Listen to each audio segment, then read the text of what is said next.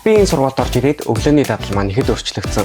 Яагаад гэвэл өмнө нь манай сургууль өдөр ордог байсан болохоор би өд хүртэл 11-12 хүртэл унтдаг байсан бол энэ сургуульд орж ирээд би өглөө 6:30 гэж босч ирээд дасгалаа хийгээд шүд аваа угаагаад дараа нь өглөөний танд орох хэмжлэн зөв дараалттай байж сурсан.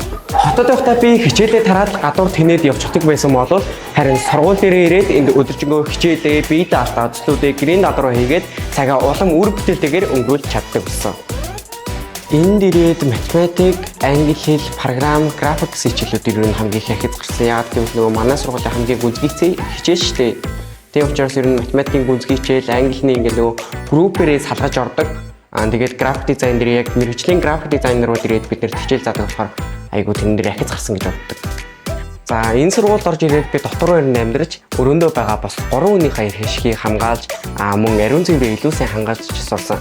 За хамгийн чухал зүйл нь болохоор би бие дааж сурсан. Энд намайг миний найзууд гэх хүмүүс байгаа. Дээрээс нь багш нар минь байгаа ч гэсэн би энэ дөөрөө ингээд бүгдийг нь ганцаарчлаа өөрөө хийх ёстой юм гэдэг бодлыг би хүлээж авч би илүү дааж сурсан. Одоо би чөлөө цагаа шатар тоглох, спортоор хичээллэх, ном унших, гэрийн даалгавар хийх, бие даалтаа хийх, төслийн ажил анхаарах хэмжлэн маш олон зүйлд үр бүтээлтэйгээр өнгөрүүлдэг болсон. Энэ бол миний чөлөө цагаа өнгөрүүлдэг бас нэгэн бяцхан хамтрагч минь сууж байна.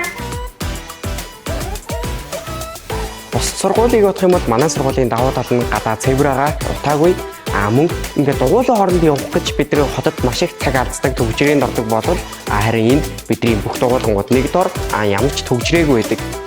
Энд манай сургуулийн найз нөхд маань 24/7 дотор байранда хамт байдаг болохоор ч юм уу ер нь ингээд байнгын хамтдаа үр бүтээлтэй ингээд юмнуудаа цагаа өнгөрүүлээд зүг зүйлд ингээд цагаа зарцуулаад айгуу гоё нөхөрсөг бид хэд байж чаддаг. 3 жилийн өмнө би одоогийн биетэйгээ харьцуулах юм бол би илүү гадагшаага хичээлээс гадуур үйл ажиллагаа анхаардаг, хичээлдээ илүү идэвхтэй цагаа үр бүтээлтэй өнгөрүүлдэг хүн болж өөрчлөгдсөн байна.